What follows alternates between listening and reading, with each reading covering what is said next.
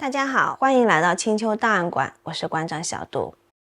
台湾著名女作家三毛曾经在她的丈夫荷西不幸离世以后呢，因为过于思念他，用了很多通灵的方式去阴间寻找荷西的鬼魂，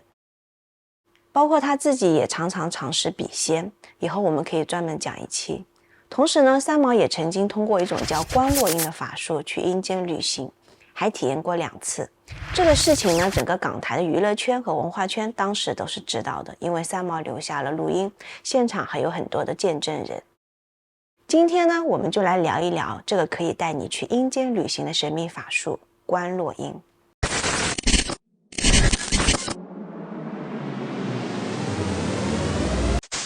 道家在中国传统文化里有几千年的历史，它有很多神秘的法术，到今天已经不多见了。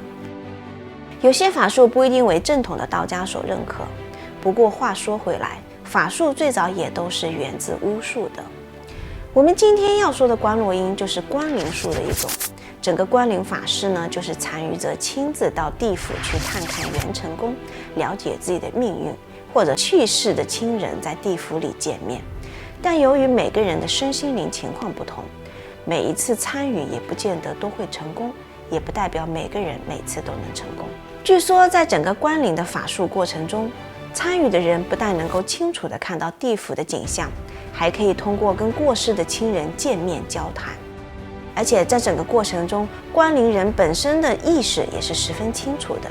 除了全身会有微微发热的感觉，他所看到的一切都有很强的身临其境的感觉。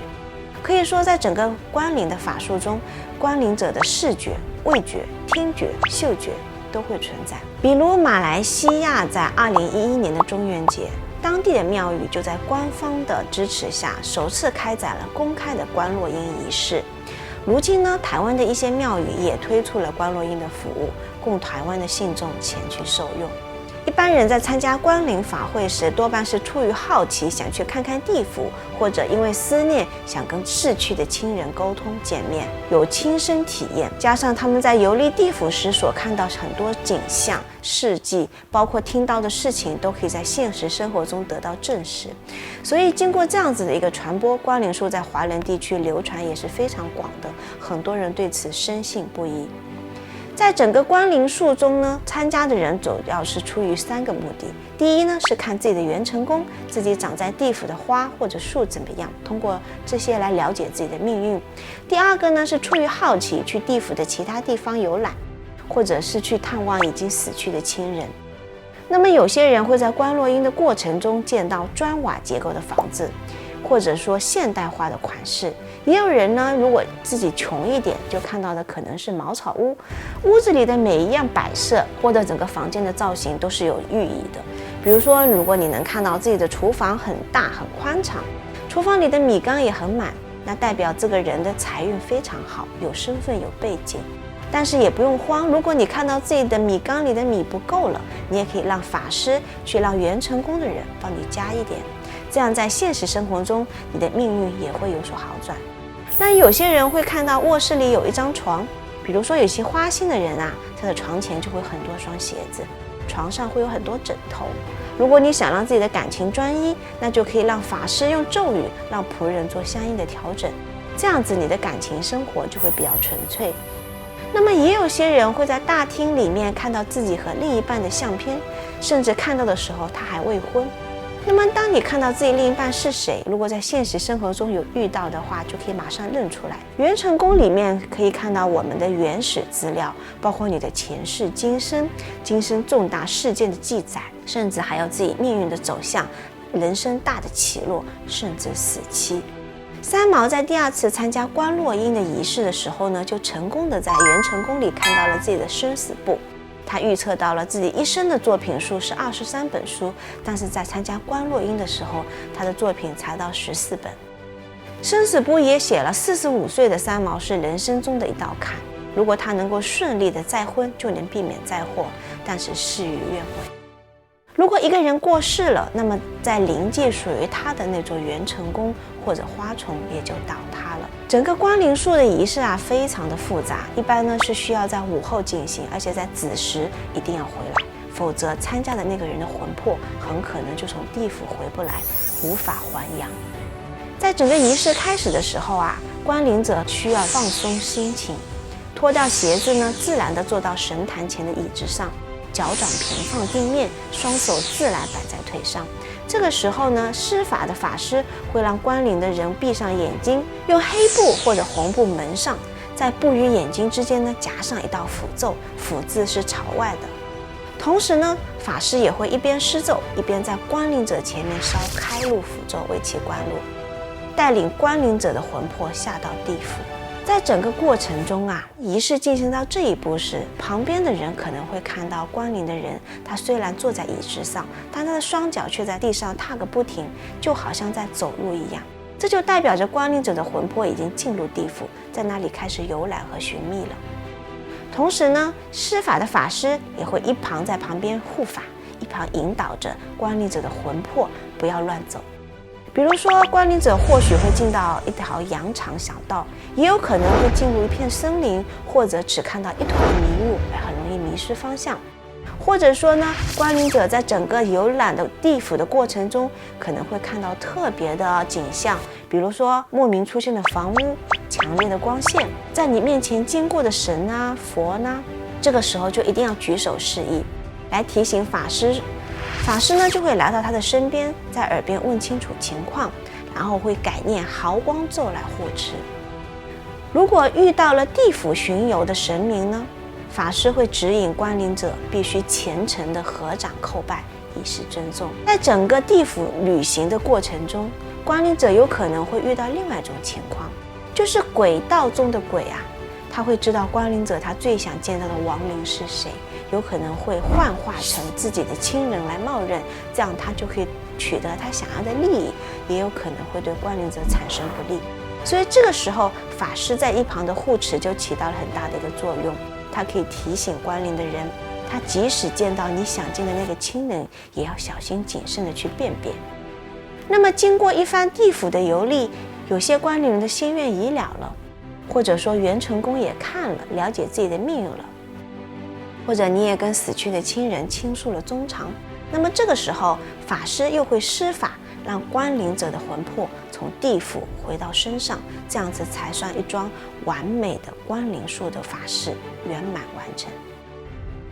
不过因为观灵术它具有一定的危险性，有可能操作不当或者是出现失误，而导致观灵的人无法回魂，从而失去生命。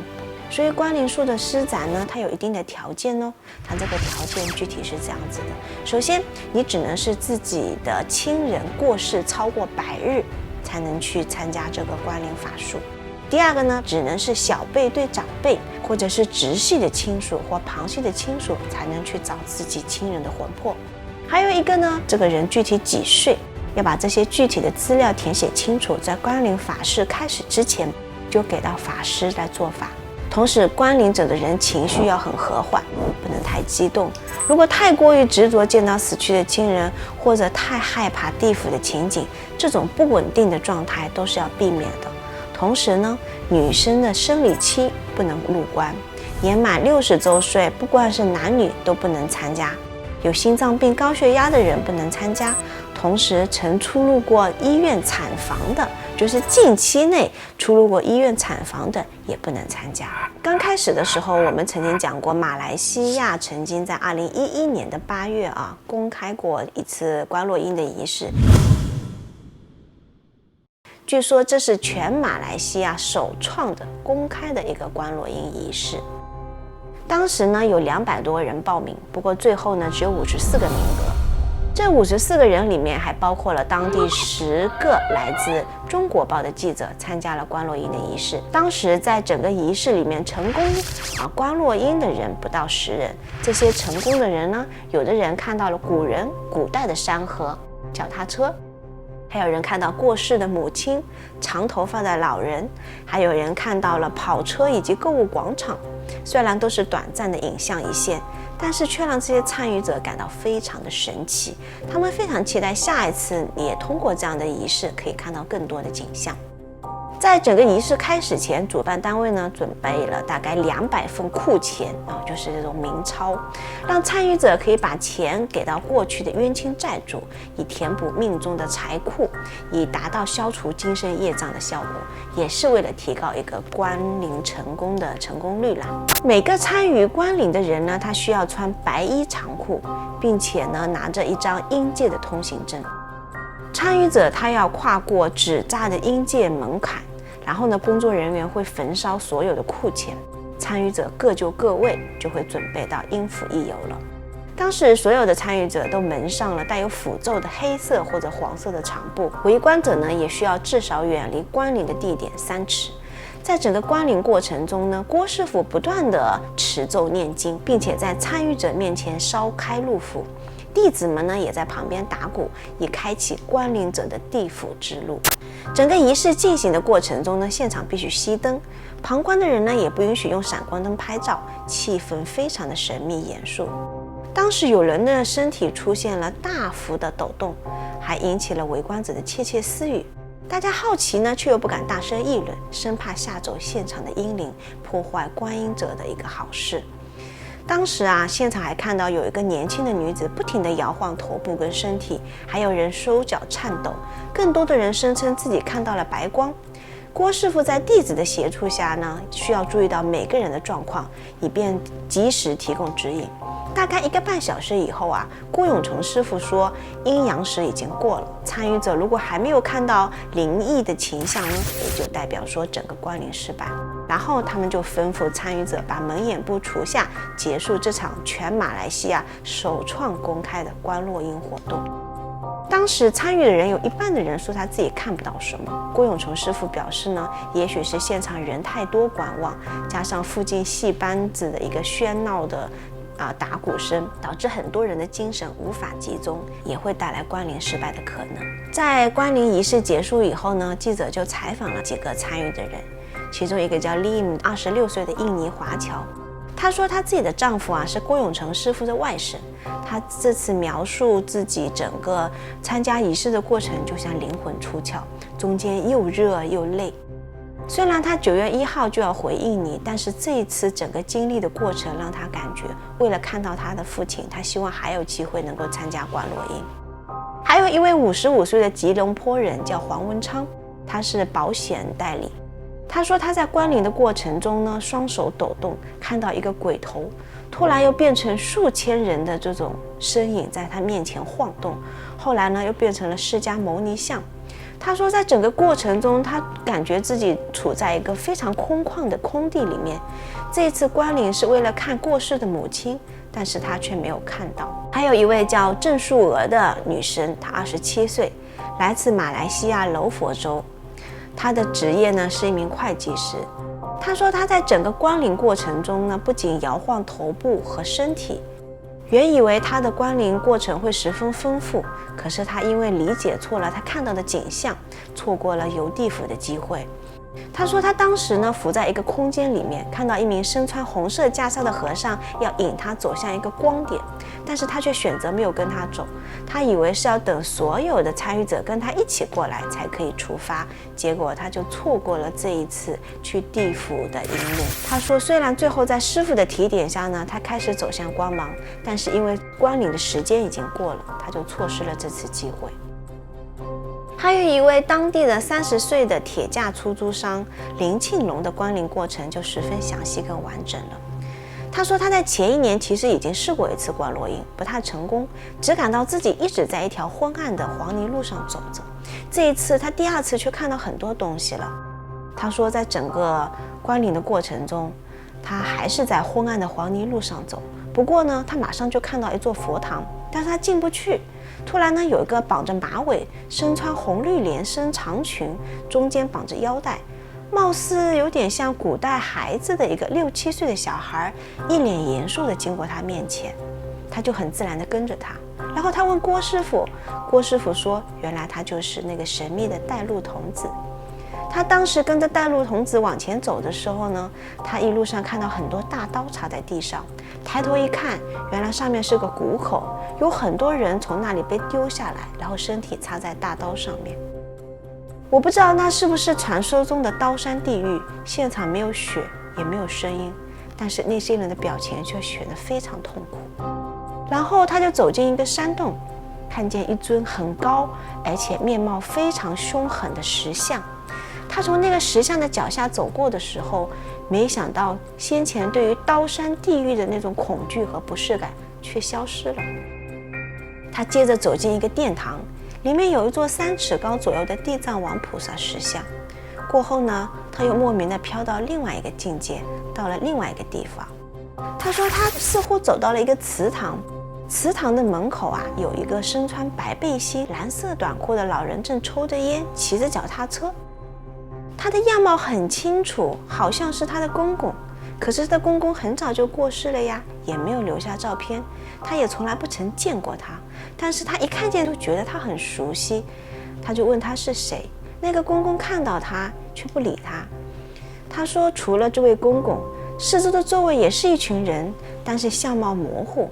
大伙儿走进厅堂，好像准备商量什么事情。接着大约4、5个女人从厅堂里走出来，靠在他的身边，似乎有话要说。可是当时却马上生出一种莫名其妙的愧疚感，那种感觉很深，他就感觉很不舒服，不想再继续待下去了，就继续往前走。不久，他就看到2、3个男人在亭子里喝茶，对方还请他喝，但是师父事先说过，在阴间里看到的任何食物和礼物都不要接受，所以他就没有理他们。因为走得非常疲惫了，林庆龙心里就想着一直想要赶快离开那个世界，于是他坐在一个石头上，不停地呼唤法师带他回去。他突然听到啪的一声，接着他就回到了阳间。师父说他在观落阴期间身体不停地冒汗晃动，并问他看到了什么，他没有回答。他当时的心情非常复杂，因为他清楚那不是梦，感觉太真实了。他也不明白为什么会对着那4、5个女人有莫名其妙的愧疚感。他想也许跟他的前世有关。其实在观落阴的时候，呼吸不比平时顺畅，而且因为脚不踏地，感觉并不舒服，也非常累。法师说那是因为空间不同的关系，所以会有稍微缺氧的现象。当时现场的整个法事主持是马来西亚槟城观音慈悲堂创始人郭永成庙会上师。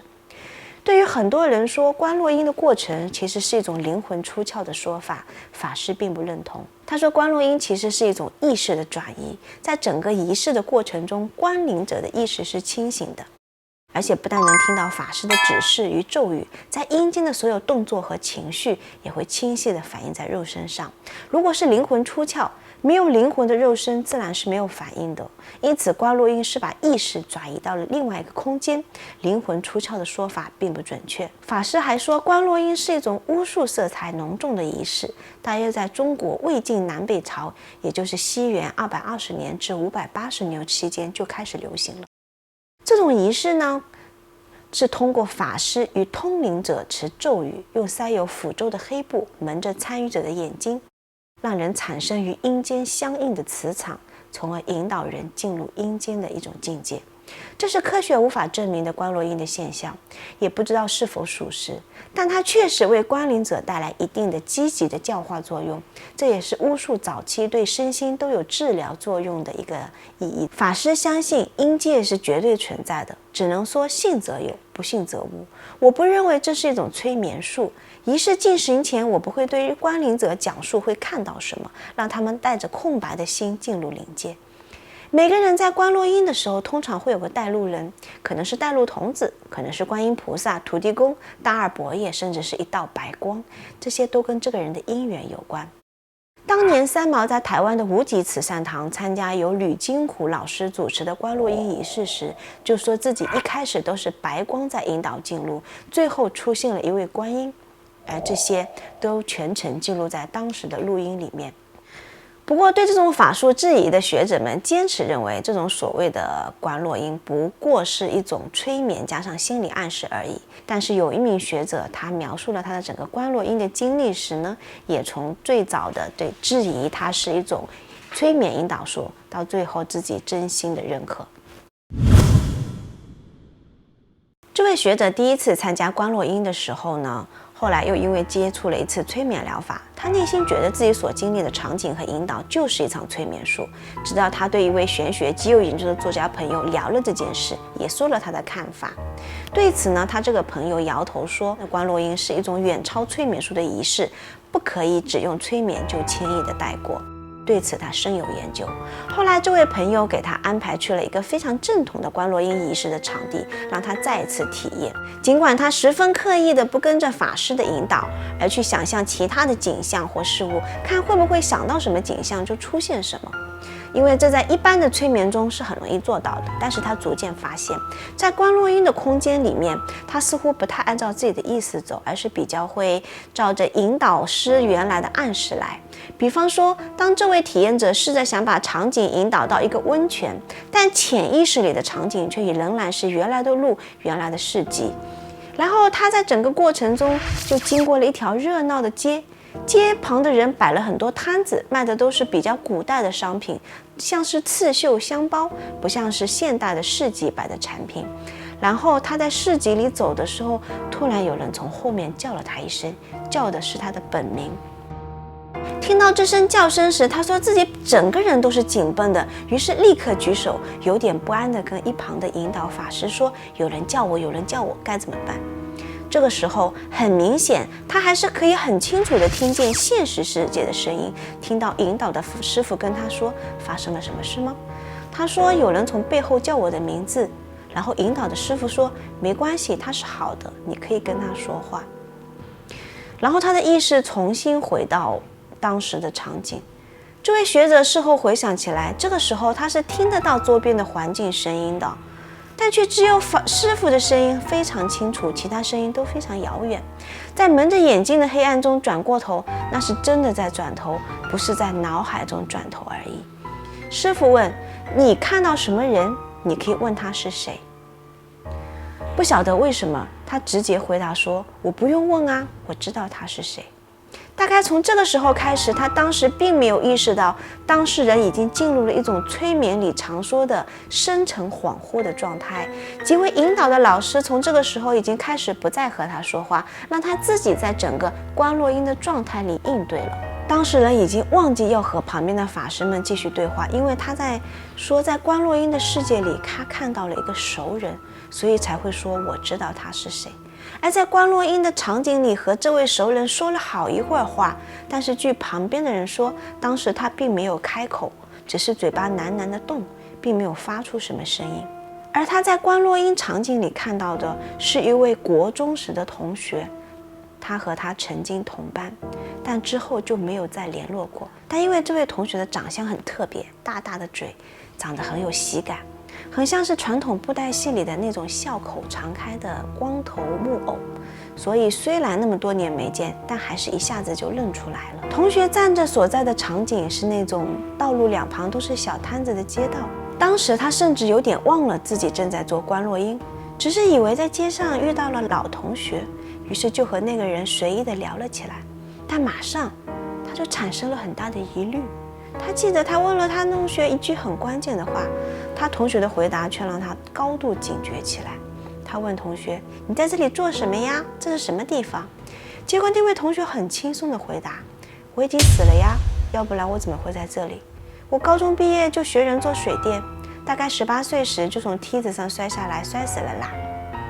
这位学者解释说，当时他的意识应该算是清楚的，可以肯定自己是没有睡着的，但是整个空间的感觉却并不是很清晰。比方说，他和这位老同学说话的时候，他可以很清楚地看见同学的样子，看见那张富有喜感的血盆大口里的缺牙都看得很清楚，但老同学的背景是模糊的，可以很清晰地和他对话。但是他说自己已经死去的时候，这位学者才突然意识到自己是来做观落阴的，身边还有别人。当老同学说自己已经死了的时候，他说自己的感觉还是很害怕的，同时也开始想到自己是否有危险。但是这位老同学还是傻傻地笑着说，不要害怕呀，我就是太早死了，所以才在这里要待到时间到嘛。最后同学还要他通知一下他的家人，说他这里爱赌啊，所以钱不够用了，请家人多烧点钱给他。然后当事人开始感觉到现实世界逐渐拉近，因为引导的师傅的声音又出来了，听得出来他站在当事人的身边，很清晰地问他：好了吗？要不要回来了？对于这种领域的现象，我很清楚不能够贸然终止，就好像催眠结束时也要解除暗示一样。当时他其实是很恐惧的，但是他并没有把红布扯掉，而是照着师傅的引导从原来的路走回来，直到他把我脸上的红布解开。刚睁开眼，旁边有师傅就说：没事，你遇到这个是好的，遇到的是坏的，我们会帮你处理。离开观落阴的道场回来的路上，当事人的心情非常的复杂，一时间脑袋很乱，也搞不清楚刚才到底遭遇了什么。道坛里那些观落阴的高人们其实也不跟你多解释什么，就算自己肚子里有太多的疑惑，也不晓得要去问谁。他说这件事情以后当然包括了确认这位国中的同学的事。他和老同学在学校之后就再也没有联络，当然也不知道他的近况。于是几天后，他就跑回老家，从纪念册找到他家的电话，打去问了以后，知道他在观落阴的过程中说的话是完全对的。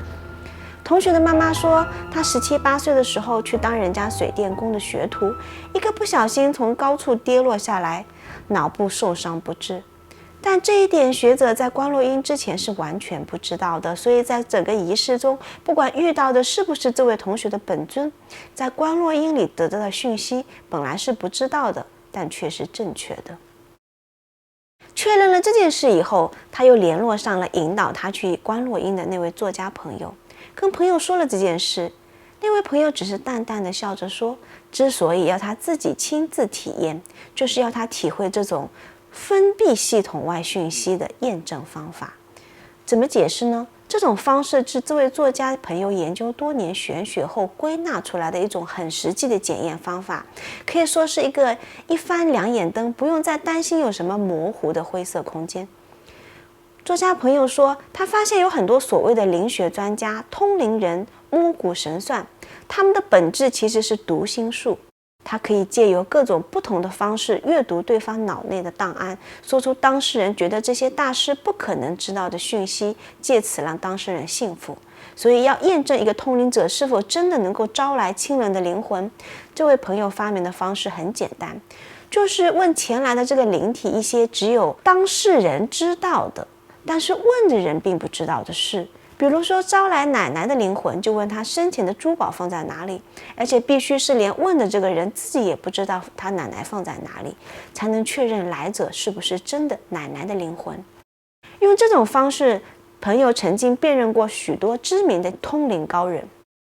不管是招魂附身请神，发现他们其实都只是具备了阅读对方脑内档案的能力。所以要验证观落阴可信度的方式，就是看观落阴参与人能否知道自己也不知道的一些讯息，否则在这个过程中，许多场景都是一己之力想象出来的，无法确认是否真实。所以这就是这位学者确认了观落阴不等同于催眠的经历。这位学者的经历在一定程度上印证了观灵术的神奇。那么这种艺术的背后究竟隐藏的是一个什么样的现代科学也无法破译的世界呢？这一切也许随着人类对大脑一些深层次的研究成果问世以后，我们才能得到最终的答案，或者这又将是现代科学永远都无法解释的。感谢您收看今天的青丘档案馆，我是馆长小杜，欢迎订阅我们的频道，我们下期再见。